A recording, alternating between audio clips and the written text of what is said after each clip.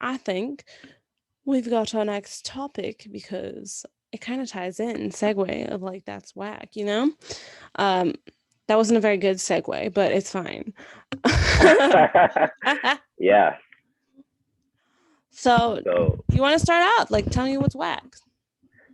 all right. So, this that's whack, right? In general, that's whack segment, right? This is our first one. We just talk Yeah. about something that we really think is whack that came to our minds, like, wow, that really sucks, right?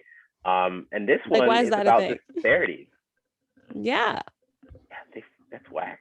Like, that is I'll whack. read the first one, but what we're gonna Okay. do, right, is we're gonna give you a few statistics so we know we're not just talking out of our ass. Because a lot of Yeah. people, they're like, I don't like the media, blah blah blah, still opinionated, blah blah blah. We're gonna show you that these are real, proven facts by scientists. If you don't like science, whatever, what have you, but we're not talking out of our butts when we say mental health is and treatment is horrible for minorities in general and horrible for Hmm. all of Americans, right? Even if you're white American, you probably won't get the treatment you need, but Yeah. there's large disparities that we need to talk about, right? Yeah. This impacts like the justice system, right? Educational system, everything. So Mhm. it was Nicole-Antionette's idea, and I think it was really brilliant that we talk about this and kind of in Thank you. ties with like self-care, right? It does. Because how are you gonna be able to take care of yourself fully if your mental health is out of whack? Which Exactly. makes it even more whack if you can't get the help for it. Like, Exactly. Like that's whack. exactly. Like let's It's get so into this. whack. Like our Yeah, first let's talk. statistic. Go ahead. You go ahead. Yeah. I'm getting mad right now. I'm amped. Yeah. So our first statistic is that 18% of US adults have a diagnosable mental health or mental disorder. Oh my gosh, words. In any given year, or at least as of late. And approximately 4% of adults have a serious mental illness, which I believe I could be wrong on that one because I remember reading it recently in an article. Is like 3 out of 4 or 5 adults. Yeah. So Mhm. like it's not rare. So if you're afraid to talk to a shrink, and calling people crazy, maybe you're crazy. There's a good chance you could be crazy. Yeah. 18% chance. If you're at a party of 10, maybe you and a few friends, y'all Yeah. are a little messed up. So Y'all don't need be some talking. help. Go All get you a right. Sharon. Exactly. You don't have to be wild now out in the street naked yelling at the moon to be having problems. All right. Not yelling at the moon. Oh my gosh. All right, but yeah, there's all things. But I'll get into the next one. Although rates of depression are lower in blacks, 24.6%, and Hispanics, 19.6%, and in whites, 34.7%, depression in blacks and Hispanics is likely to be more persistent. And mind you, those statistics, right, they're self-reported. And we as minorities, we're like, we ain't sad, right? That's Mhm. bad to be sad, right? We're strong. We're not crazy. We don't need nobody's help. And plus, nobody got no time or money for that. So I feel like that's Mhm. part of the reason. But what do you think, Nicole-Antionette? I think that's so true. And I think it's kind of ironic because I know, at least within the Hispanic community, at least within America, there's that stereotype of, oh, I wish I were Hispanic because everyone in a Hispanic family, you never have to take care of your kids. Why? Because you got the tia, you got the tío, you got the abuela, you got every family member and their mom. You know what I mean? And you got Mm-hmm. the cousins, you got the primas, you got the primos, you got the sister, the brother, the whoever, to help out. And it's so funny because you'll ask everyone under the sun to ask for help to take care of your kid or whatever, but then you can't ask for help for yourself. Like, what is that? That's whack. Like, what is Yeah, that? yeah. And wait a minute, quick side note. This is how my brain works, by the way, guys. So you're gonna get this a lot. Prima, you said prima and primo. I thought it was primera and primero, or is that just like? That's like first, second. Prima and primo are like cousin. Oh Like my cousin, god, feminine, the masculine and feminine. thank you. I got you. You learn something new every day, even though you're learning these statistics. Yeah, you Bam. be just putting knowledge in your head. That's why I need to Yeah. spend more than 9 minutes. You're just so salty. Oh my All right, gosh. so I'll get to or do you want to read the next statistics? Yeah, I'll read out the next statistic. Oh my god.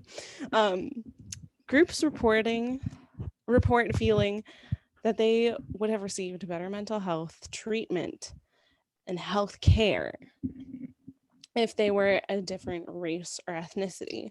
And that is 15% of African Americans, 13% of Latinos, and 11% of Asian Americans. That's a lot of people. And I'm sure not everyone's being reporting all of these. Yeah. Like like they're not admitting this, because of Hmm. some of that shame that we talked about before, of like Exactly. people don't want to ask for help. They're all And self-conscious. this is another thing that me and my family have talked about, right? Hmm. People who are not minorities, right, the majority, um, they often feel like this thing called like playing the race card, that race is brought up too much, right? And so if Hmm. you feel like someone has gypped you and you don't know them personally, oftentimes you think they're probably racist, right?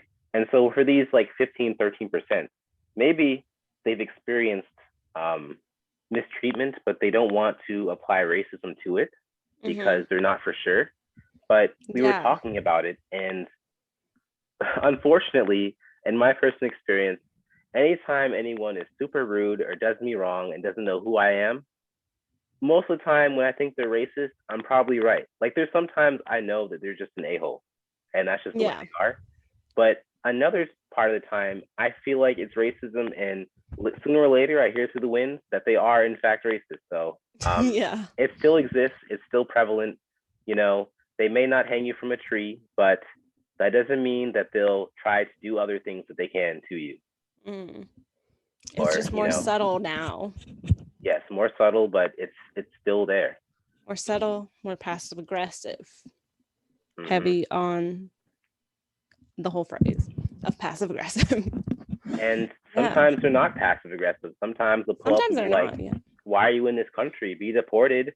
Get out of here. Which Like is we don't want you here." We've ridiculous. seen those Karens out there, so we've We don't all like seen them. those Karens. We don't like those Karens.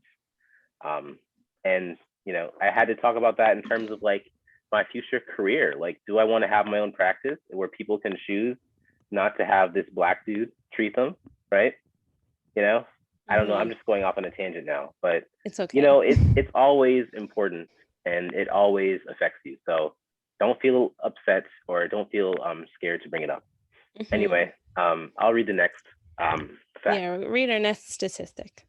31% of white children with mental health problems receive mental health services, still far too low. Only 13% of children from diverse racial and ethnic backgrounds with mental health problems receive mental health services. That is a big difference. That's so Um, whack. that is crazy whack, right? That's like less than half of what like white children with mental health problems. I mean, all around it's low because it just sounds like people aren't reporting in Yeah, general or exactly. seeking help in general, which is also just whack. Yeah.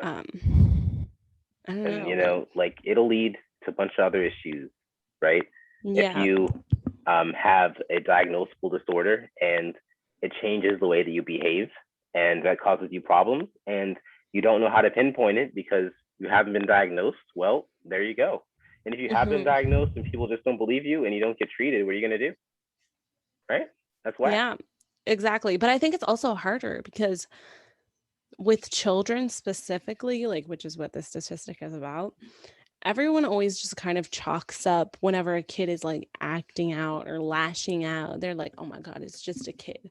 Boys will be boys. This girl is just going off the rails because she's a little girl or whatever you want to say. Hmm. So I think it's definitely a lot harder, which is I guess part of why this statistic would make sense in a way, because Yeah. part of it's because people aren't reaching out for help, but then also it's hard to distinguish, hey, is this Exactly. kid like really a troublemaker who's just a little future growing up a-hole, or is this kid dealing with something diagnosable, something treatable, Yeah. you know what I mean? Yeah. And I learned that I remember when I was younger, right? This Hmm. little kid ran up to me when I was playing it, like, you know how Walmart has those little like Nintendos, or they used to, where it was like the demos and you could play on it. So I was playing Yeah. on the little DS, and then this kid ran up on me and just bit the shit out of my hand, right? And then I was like, Why? and then he just let go and ran away. And then I realized that he probably had rabies. And so he wasn't lashing out. He just had a disorder, right? He had rabies. And I should have been more caring instead of trying to chase him down and kill him. So luckily I didn't find him. But Which you yeah, didn't. I didn't find him, and he's still alive in my basement currently. So You're so but yeah, silly. Oh my gosh. yeah, no one in Oklahoma has a basement, so there's no. No. We just live on flat prairie style homes, so there's no basement and there's no Yeah, children. I said I keep them in my ranch, so there's sir. none of that. All right, on to the next statistic. Yeah, Yeah, I'm reading this one. Okay. yeah, Of white healthcare providers, 51% believe that their patients do not adhere to medical treatments as a result of cultural and linguistic barriers. And about 56% report having no form of cultural competency training, which is that's whack. Oh my god, like every single one of these statistics I'm just like that's whack. That's so whack why is there no because cultural competency training?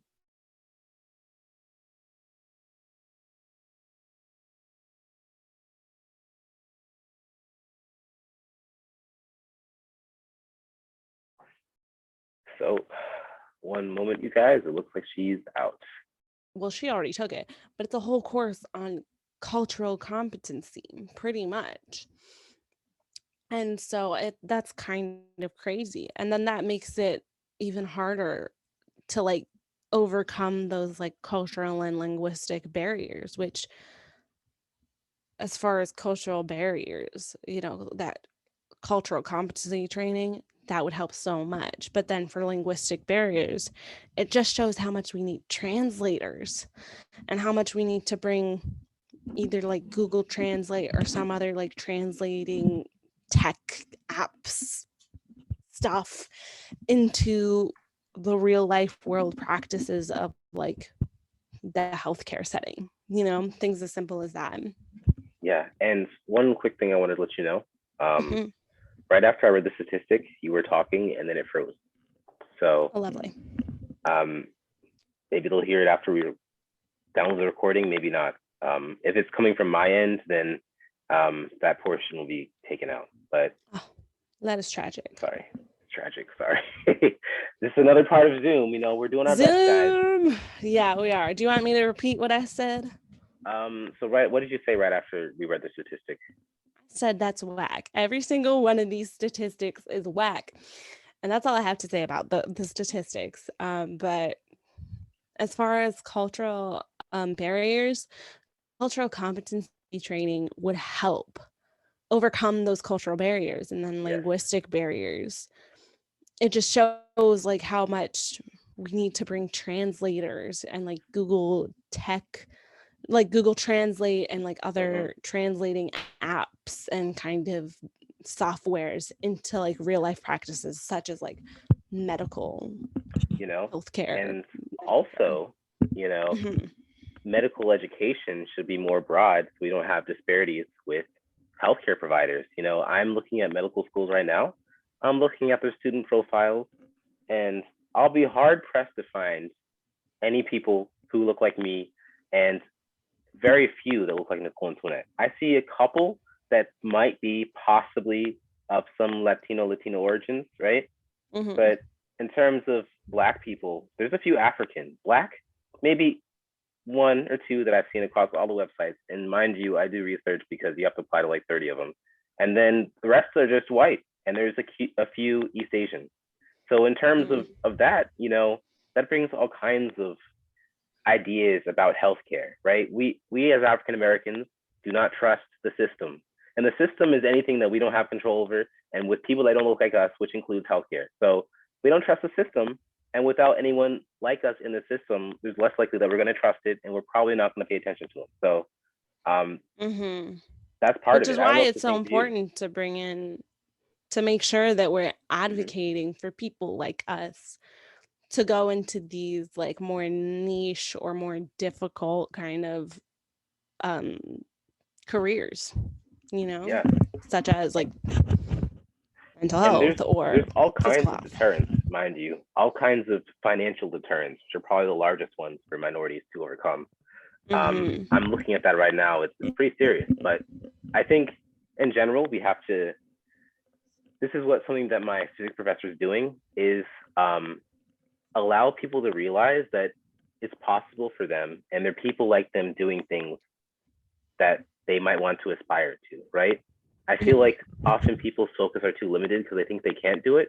You can do anything you put your mind to, right? And there are people who look like you and me who have done those things. So just you have to expand your research and sometimes look outside of what the teachers present you. That's And that's so all I gotta true. say. Yes, I agree. And then our next kind of that's whack topic, we're out of the statistic realm, Mm-hmm. um, is on suicide, which is a heavy, heavy topic, That right? is real heavy. Hmm. So, Dylan, I have a question for you. What do you say when you find out that someone has died by suicide? They committed suicide.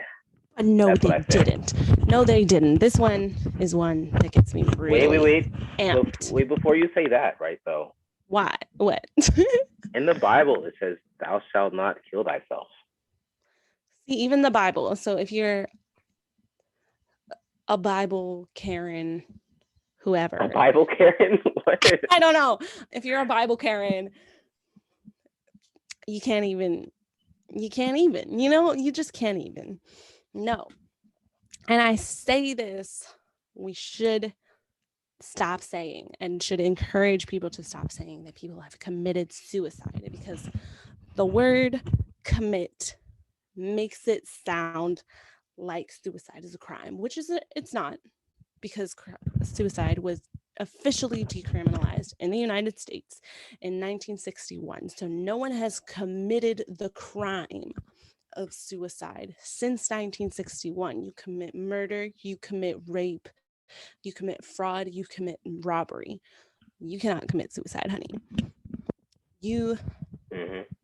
And so it's so bad. And I feel like whenever someone says, oh, someone committed suicide, it just further stigmatizes the need for people to find help, you know? And it makes it so much harder.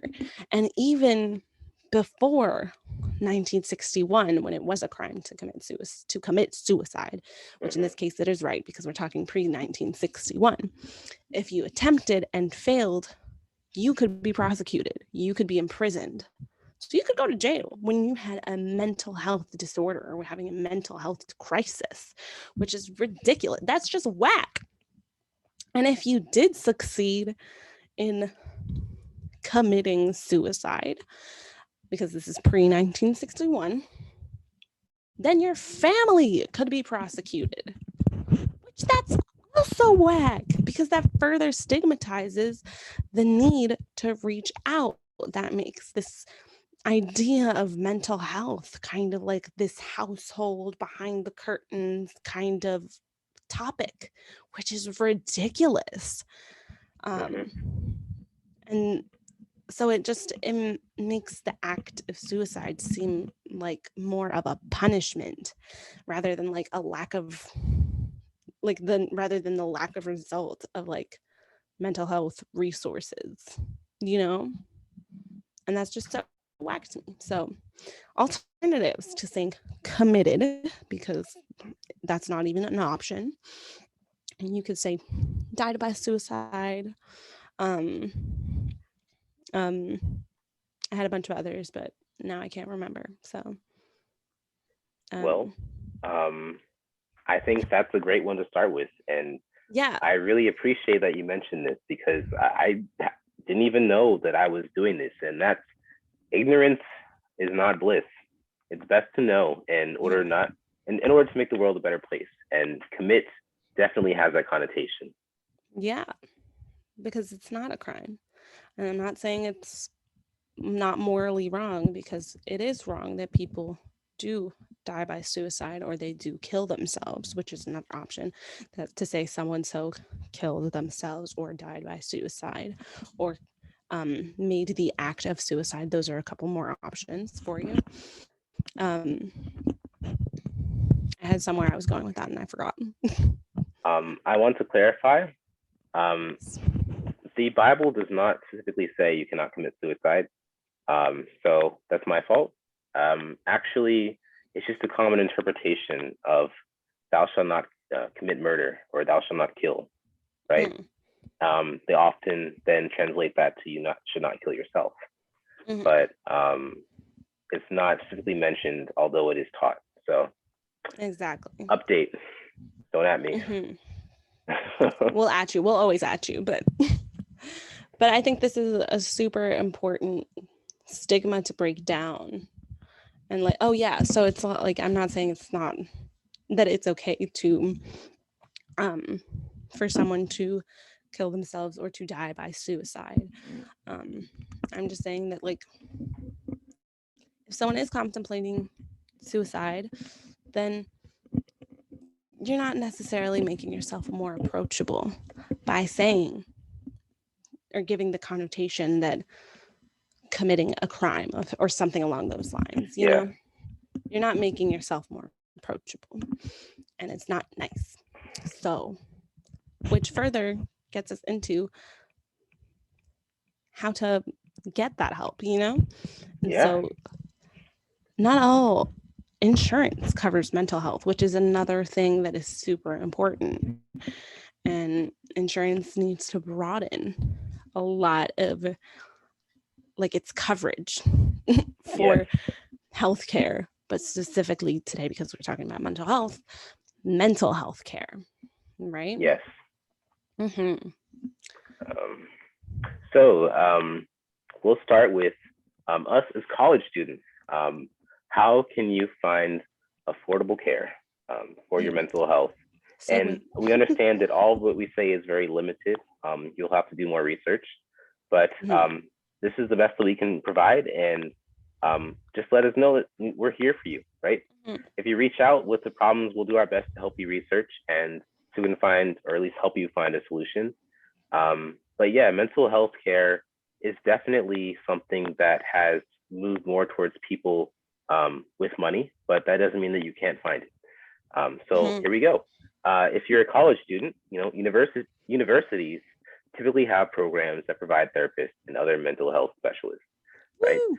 Um, Such as access to insurance through your school. So instead of paying for it now, you can just take on the debt and pay for it later. So Not really, no, because schools, I know at least our school provides it to students for free, I believe. I could for be wrong, but free? I'm pretty sure, right? I'm not sure. No, I don't use our no, school insurance. Okay. no, no, Oh, no. my bad. Correction. I'm so sorry. But I believe some schools do provide it for free. I'm pretty sure. If you're a student, they bulk it in with your tuition. But that's rare. That's true. Because So I've look gone into to that. two institutions and they didn't. I mean, I know McDaniel isn't free, Okay. Well, but some schools they do. do provide free therapy in crisis scenarios. Um, Hmm. it'll typically only be 2 or 3 sessions at most, and then they'll refer you to another therapist who you will have to pay. But at least Hmm. that gets you a good start. Um, Hmm. but yeah, hit up your college and ask if they provide with insurance um, and see if And they then you have a can look private practice. Right? exactly. And then you can use a or look for a private practice that is covered by that school insurance, Mm-hmm. which is awesome, I think. As I said And before, get you a Sharon. Sorry, carry on. most campuses actually have like a wellness center or something where they may not be professional therapists, but someone you can talk to and Hmm. get through your problems with. Have you used our wellness center? I have not, but I do hear that it's really great. Just because, Mm-hmm. like, right now it's been closed because of COVID. It's all Yes. virtual. Hmm. Yeah. And again, everything that you say, wellness center, anywhere else, they cannot share or spread. So Yeah, they're also feel, bound by HIPAA, yeah. So right? feel HIPAA. free to like let your heart out if you so Yeah. choose. Your Yeah. heart, if you're a person that wears your heart on your shoulder, bam, you can pull up that sleeve in your wellness center.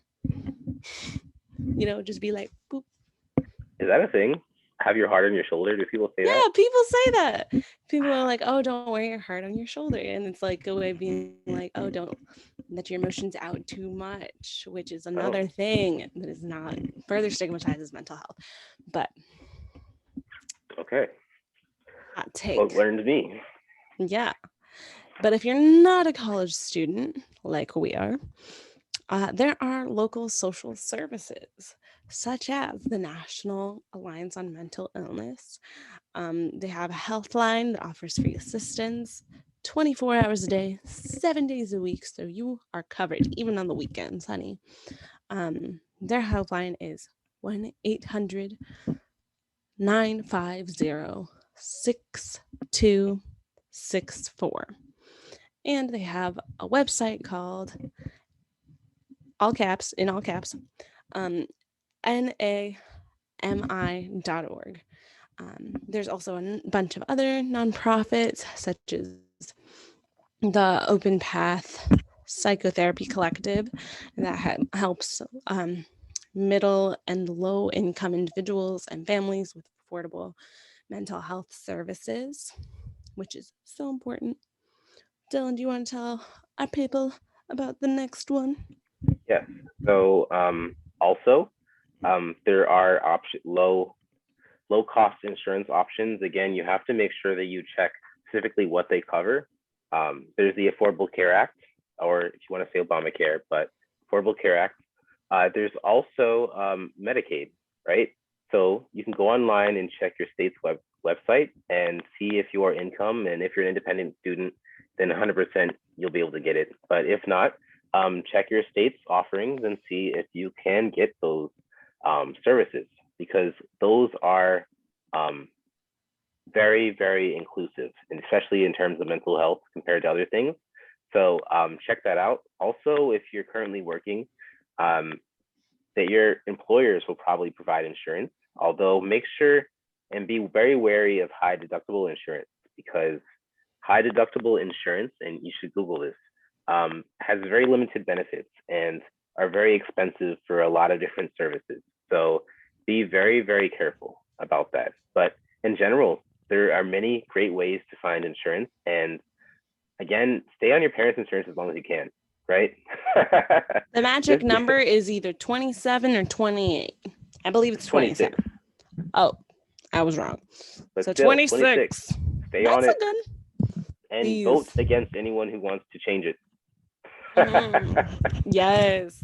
For real. All Because right. you're just snatching your own benefits if you vote for anyone that's trying to take away those rights, right?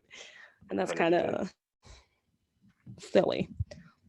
So, the next thing we want to talk about is the types of therapy. And Yes. all therapy is psychotherapy, which I didn't know about until we were Yeah. researching, and Dylan told me actually. Gold star to Dylan. Yeah. I didn't know either, but it makes sense because there's like physical therapy. So, I mean, Yeah, psychological psychotherapy. yeah. We're all a little Yeah. psycho. Psychotherapy. Cycle, I'm not. So let's just get that out the way right now. Yo, I was trying to be playful You're here. crazy, but I'm not crazy. All I'm right. not crazy either. We're all crazy. It's okay. If no one's crazy, then we're all crazy. No, I'm not crazy. You're crazy. But yeah, so we'll just get into the very basics and just a few of them. But for more detailed information, check out Today. They have a whole list of all the different types of therapy there are out there. So psychologytoday.com is a really great source for specific details about what kinds of therapy. And whenever you check up a therapist, they'll tell you what kinds of therapy they typically use. Um, and a lot of these kinds of therapies are melded together and overlap. So we'll just go Definitely. over a couple. I'll start with cognitive behavioral therapy. All Mm. right. So cognitive behavioral therapy is a thought that concludes that the way people perceive a situation determines their reaction more than the actual reality of the situation, right? So, it's all in the mind, right? Mind over matter. The goal of CBT is to get clients to actively involve in their own treatment plan so they understand the way to improve their lives. Is to adjust their thinking and their approach to everyday situations. So it's to get you to start making the steps in the right direction, basically, and put it in the right frame of mind. So that is cognitive Hmm. behavioral therapy, one of the more popular ones. In fact, Yeah. um, almost every therapist knows how to do this, but Yeah. everything else is probably more specific. But yeah, every therapist will probably use this in some form. Hmm. Yeah. And then our next type of therapy is psychodynamic therapy, which includes a focus on recognizing and overcoming negative and contradictory feelings and repressed emotions. So, with the help of a therapist, whoop whoop, the patient is encouraged to speak freely about anything that comes to mind, including current issues, so kind of like mainstream stuff, their own personal fears, desires, dreams, fantasies. Um, the goal is to experience remission of symptoms, but also derive benefits such as increased self-esteem, better use of their own talents and abilities, an improved capacity for developing and maintaining a more satisfying relationship. That's great. Hmm. Um, so a next form of therapy, right? Family Hmm. therapy. You didn't think you could do with a family, did you? Right. This is interesting because typically therapy is a one-on-one thing, but hey, sometimes you want to work as a family unit to help an individual resolve a targeted issue, right? Family can Hmm. be your support system, and this is a great way to involve them in your care and your growth. So Hmm. this helps the therapist understand the family dynamic and potential negative patterns that um, better and while mediating the conversation. So um, this also could kind of interlay with family dynamics in terms of like maybe that is something that exacerbates your issues and your stress. Um, Nicole-Antionette, do you have anything to say about this kind of therapy? I think it's great. I think it kind of, if you're with your therapist and your family, it kind of makes sure that there's no like miscommunication. So the therapist is kind of like the mediator, like you said. And instead of like calling each other out and then just kind of being in um like a echo chamber of like calling each other out, your therapist can be like, hey, let's take a minute to for this calling out thing and then for this calling out thing, and kind of be like, kind of make a to-do list by watching your dynamic and kind of chatting with you as a unit to be like, hey, let's be a better unit and be a Yeah, family, be familial, be nicer, and you that'd be a know? great way to call out your parents and have them actually listen to you. Exactly. So there you go. Exactly. It's gently yelling at each other with the help of a medical professional. It's great. Yeah. Like think how um, crazy WWE would be without a referee, right? They're just going to be exactly. swinging chairs and fighting without any ending, right? And that's not good. So, Not. in You order need to someone resolve to those call issues, like, you need hey a girl, ref. pause. Hmm. Exactly. Yeah. Yeah. And then similar to family therapy, we have group therapy, which is like, we've all seen it, AA, Mhm. Alcoholics Anonymous. Yeah. You sit in a room or you stand in front of a room of people who are just like you in terms of experience, and you can kind of find a little bit of a relatable community. You get the chance to find support with that community, which is super cool. And you can like all kind of like, if you were all horses carrying the chariot of your issues, then you all get to gallop in the Yes. direction of healing. I like that. Oh, Nicole-Antionette with the metaphors on fire. I'm just hitting you left and right. Yes. Um, so those are just a few different forms of therapy, but Yes. there are many more forms of therapy, some more popular than others. And again, it's great to explore your options. And sometimes it takes a while to find the right therapist. Don't feel like Mhm. because your first session you don't like it that you don't like therapy in general. Just look for a new therapist. Look for a new kind of therapy. Because it will Mhm. work for you and will work for everyone. Yeah. And sometimes different therapy methods can overlap. Like you might be Hmm. doing cognitive therapy, but then maybe you're invited to a group therapy session, or your Yeah, family gets invited in, or maybe you pick on some of that negative positive stuff, like in psychodynamic or just general cognitive therapy. yeah, Bam, it all comes into play. It's very nice. Therapy, it's great for it everyone. is great. And if you're thinking, well, I might need something else, like if you're having differences in your thoughts and behaviors and cognitive abilities that you think might be separate from therapy, right? Um, you can actually get a diagnosis from a psychiatrist. And what you do is you speak to your general practitioner, if you have one, if you don't get one, right, about your issues and ask for referral to a cognitive psychologist or a psychiatrist, right? Hmm. Those two people can give you a full battery of testing, is what they're going to call it, and determine how you think Sounds in the great. world and if there are differences compared to the average or the norm, right? That doesn't mean that those differences are debilitating. That just means that we'll have to work around them. And understanding yourself is always great, right? Don't think because you have this diagnosis that makes you less of a person or less able. No, but it will help you understand how to maximize yourself.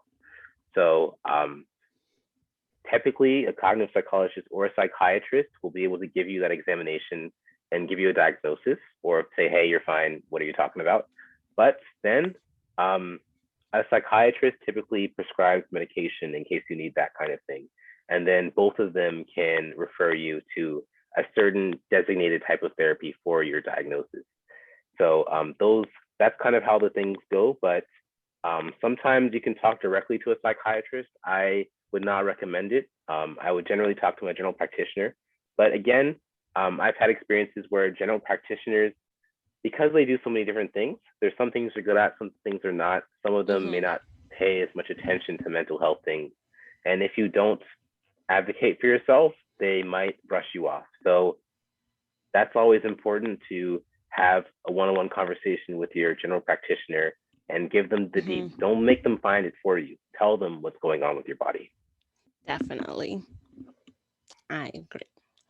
And if you're past the point of being able to get a diagnosis or get that initial kind of step of like that safety seat belt, as we talked about before, um, you might be in a cute little emergency. You might be going through a cute little crisis. And that's okay. We all have our midlife crisis, our quarter life crisis, our 1/8 life crisis, maybe our 3/4 life crisis. Who knows? And if you're going through that, maybe you need to call someone like the National Suicide Hotline, which is super useful.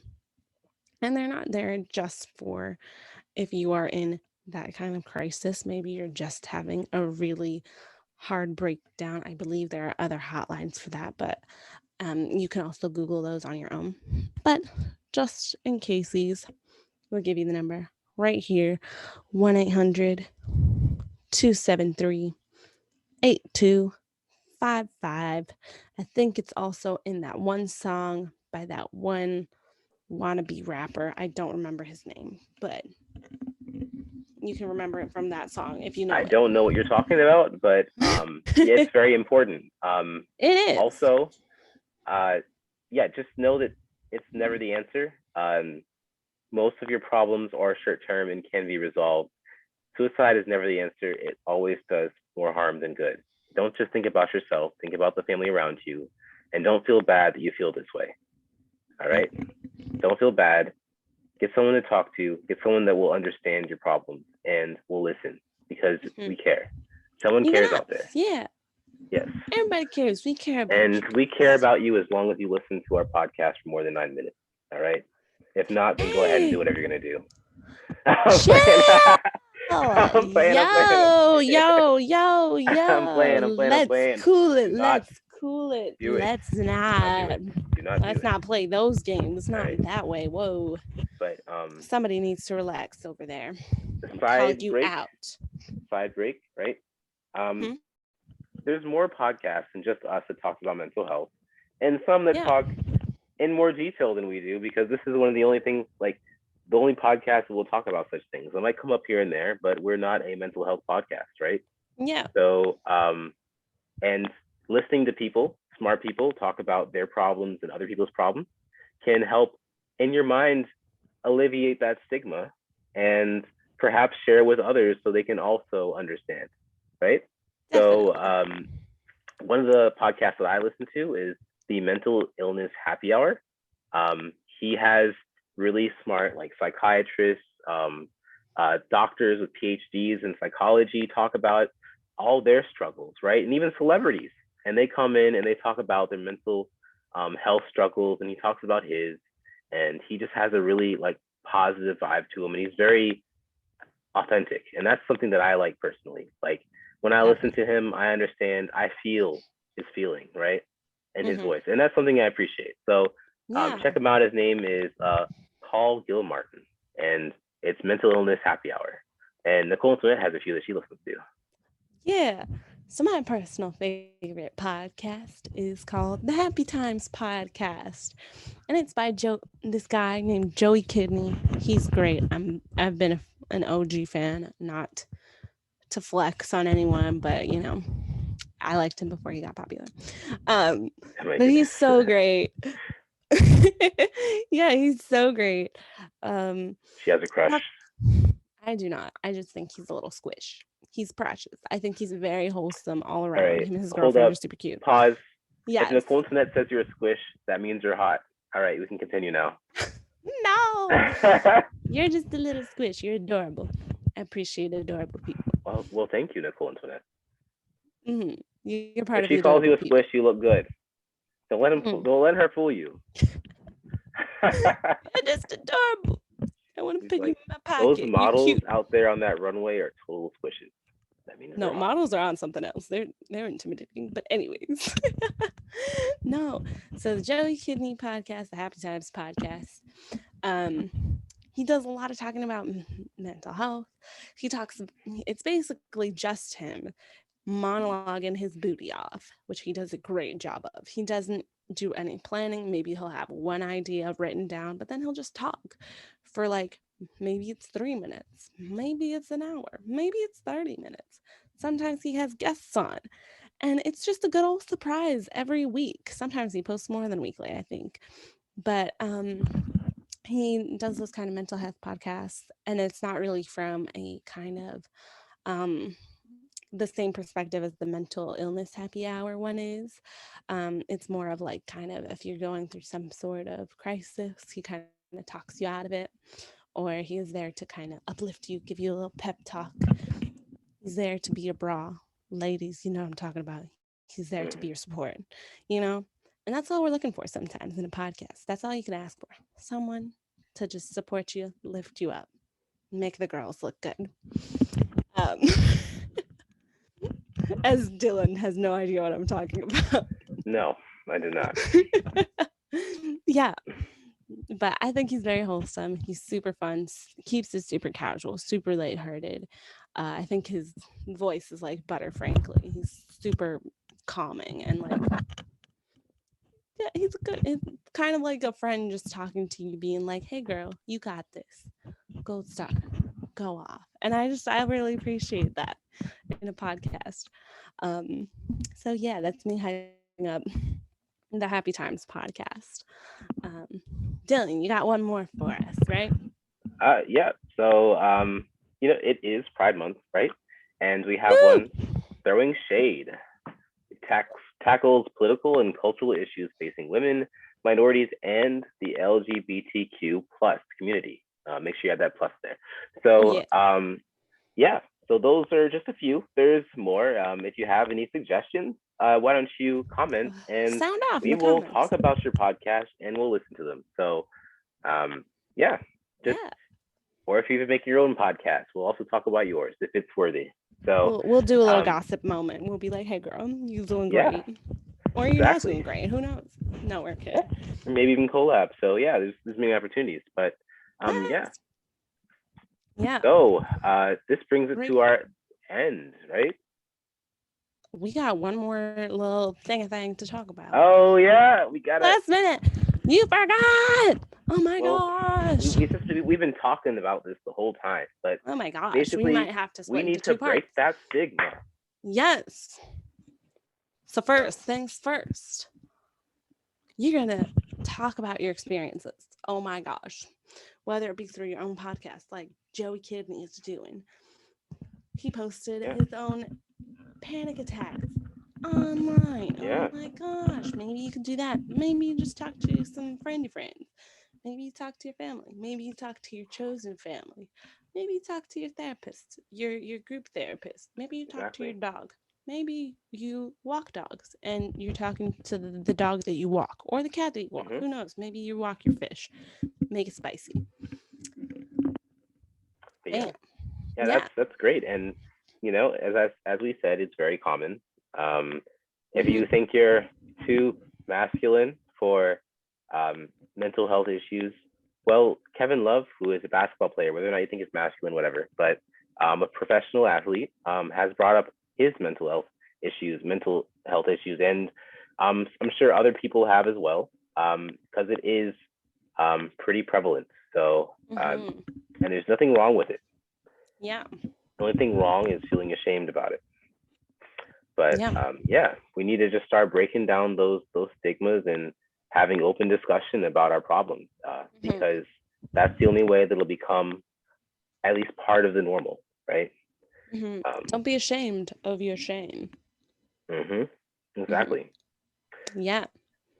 So, Dylan, you want to tell us about our next way to break through the stigma? Wait, what? You want to tell us our next way about breaking through the stigma? Oh yeah. So don't feel afraid to seek help and treatment. First of all, um, you might rely on people, powers of authority, like for example your parents, and they may not listen to you. Like, oh, you're fine, you're okay. You know more than they do, right? Mm-hmm. So sometimes you might have to do that extra push and go by yourself and seek out sources on your own, right? Because in the end, it's your mind, right? It's your Mm-hmm. conscious, and you want to make sure that you're okay and you maximize yourself, right? And there's only one way that you can do it sometimes is to tackle it on your own. So do not feel afraid to seek help and treatment. And the reason why that help and treatment is there is because you're not the only one. Other people need it, and it's okay to have it. So go out there and get it, and Mm-hmm. you'll always come back feeling better about it, right? Woo. Um, as we mentioned, there's many ways to get treatment, and if those ways don't work, maybe tell us the short thing about your story. We'll see what we can find, and there's such a large community online, even if it's just talking to another person online or Reddit or something about your experiences, even that's better. So Mm-hmm. just know that there's no shame in it and look Yes, for what you need. definitely.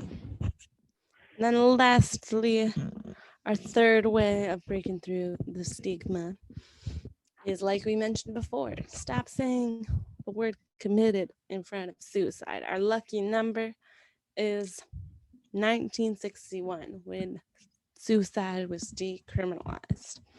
So, So if they're born alternatives, before 1961, does that mean that no, they can use commit? no.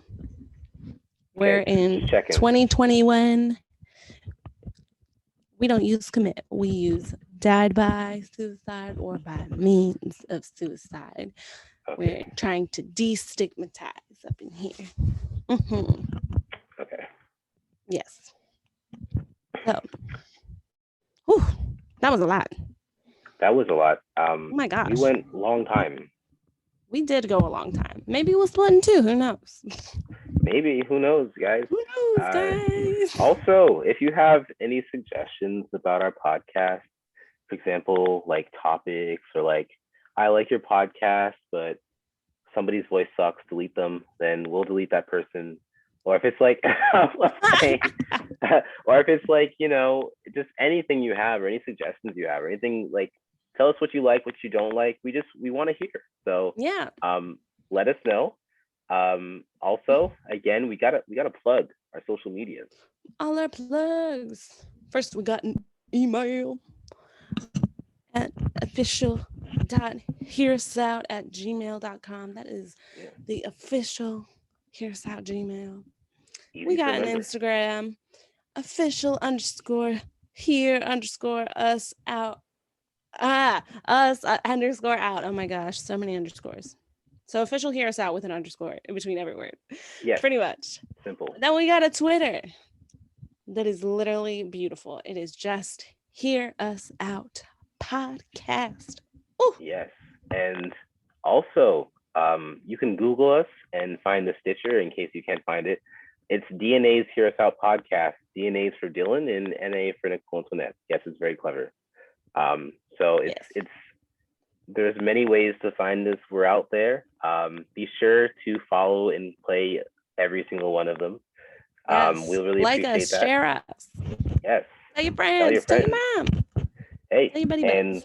maybe one day if you have something to talk about, we'll interview you. We're going to start Yeah. interviews soon with our professors Yeah. over the next semester. So It's going to be if you want to exciting. be a That's guest in a minute. interview and you have something to say or a story that you email us about worth mentioning, we'll give you the chance to share it with the world. Tell us, and we will hear you Yeah. out. Yeah. So, guys, make sure you take care of that self care. Try it. Oh, yeah. I really push for you the next before the next podcast, so 2 weeks, to try out self care. Some of the things that we Yeah. talked about, maybe your own, and see how it works for you, right? Tell us what you And do. Yeah. yeah, let us Share know. it. Tag us on social media. We would love to see what your self care looks like. Yeah. Definitely. All right. So is that it? That is it. All right. Cut. Cut. We will All hear right. you out. Peace out. Peace out. Have a great Sunday.